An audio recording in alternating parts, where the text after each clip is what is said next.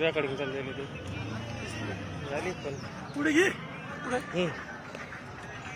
अरे गावकऱ्यांनो इकडे ऐका. अरे गावकऱ्यांनो थोडं इकडे या रे. गावाचे काय हाल झाले इकडे या थोडं. ग्रामपंचायतला सतत ग्रामसभेची मागणी करून सुद्धा ग्रामपंचायत ग्रामसभा भरवत नाहीये आणि आपल्या ग्रामसभेला आलेला निधी जसा ते त्यांच्या घशात उतरत आहेत. याच्यावर बोलण्याचं कुणामध्ये धाडस नाही, पण मी धाडस करतोय. मला फक्त तुमच्या पाठिंब्याची गरज आहे.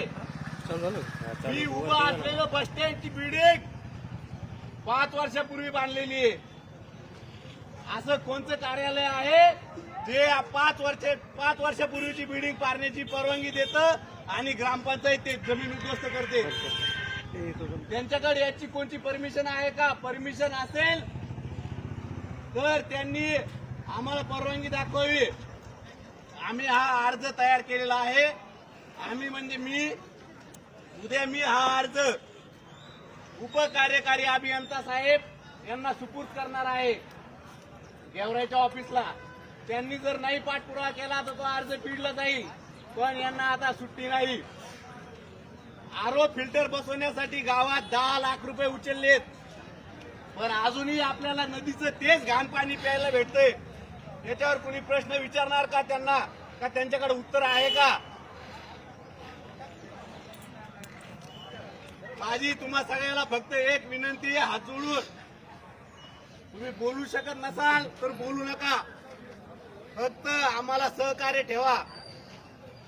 यदा कदाचित कधी उपोषणाला बसायची गरज पडली तर तुम्ही सगळे ग्रामस्थ फक्त आमच्या सोबत चला. हा निधी काही 2-4 लाख किंवा 5-10 लाखाचा नाहीये. हा निधी तब्बल पूर्ण जवळपास 2 कोटी रुपयाचा आहे. 2 कोटी रुपये रक्कम ही काही साधी रक्कम नाहीये. आणि 2022 पासून जिल्हा परिषद शाळा अख्ख्या महाराष्ट्रात कमीत कमी 40,000 शाळा बंद झाल्या. आता मीडियावाले कुठे गेले कोण? जिल्हा परिषद शाळेला सीसीटीव्ही कॅमेरे वगैरे त्यांच्या अशा भरपूर मागण्या आहेत. पण ग्रामपंचायतनं त्यांना फक्त 2022 साली एकदा मदत केलेली आहे. बाकीच्या 3 वर्षात 1 रुपयाची सुद्धा ग्रामपंचायतनं मदत केलेली नाहीये.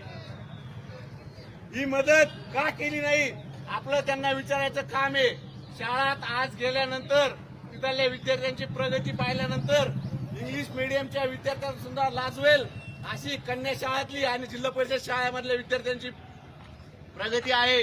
पण तिथले मास्तर लोक आणि शिक्षक लोक सांगतात आम्हाला ग्रामपंचायत मदत करत नाही आणि आम्ही जर स्वतःच्या पैशातून काही खर्च केला तर त्याचं नुकसान केलं जातं. उदाहरणार्थ कन्या शाळामध्ये तिथल्या मुख्याध्यापकांनी स्वतःच्या पैशांनी प्रतिज्ञा असेल, जनगणमना असेल, विविध शैक्षणिक पोस्टर प्रिंट करून पूर्ण भिंतीवर लावल्या आणि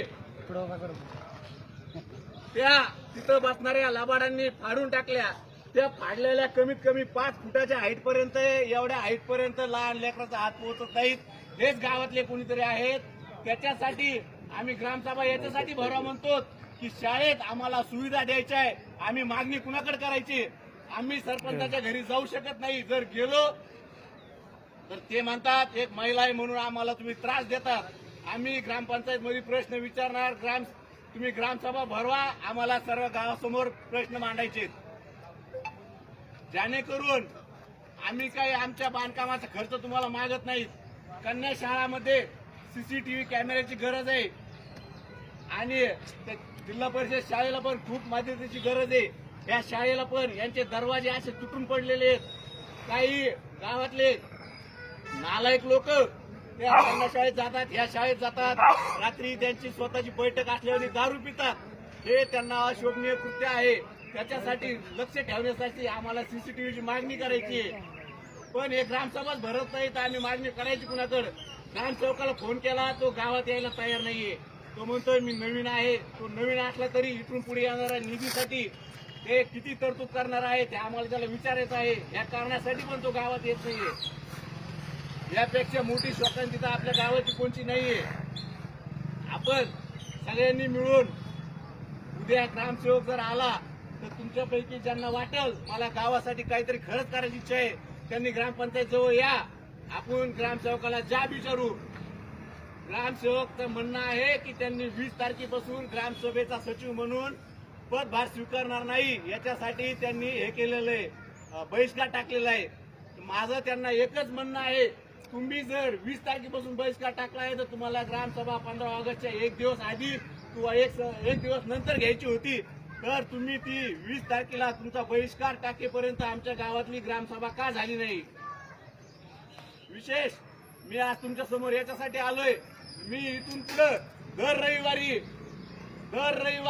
5 मिनिटं 10 मिनिटं गावासाठी यांनी केलेला एक उदाहरणार्थ माझ्या ग्रामपंचायतीत आले फंड यांनी जो त्यांच्या स्वतःच्या घशात घातलाय त्याची मी तुम्हाला पोल करून दर रविवारी एक व्हिडिओ दाखवणार आहे. या रविवारी फक्त तुम्हाला मी हे तुमच्या समोर तुम्ही सगळ्यांनी पाहिलेले म्हणून दाखवतोय.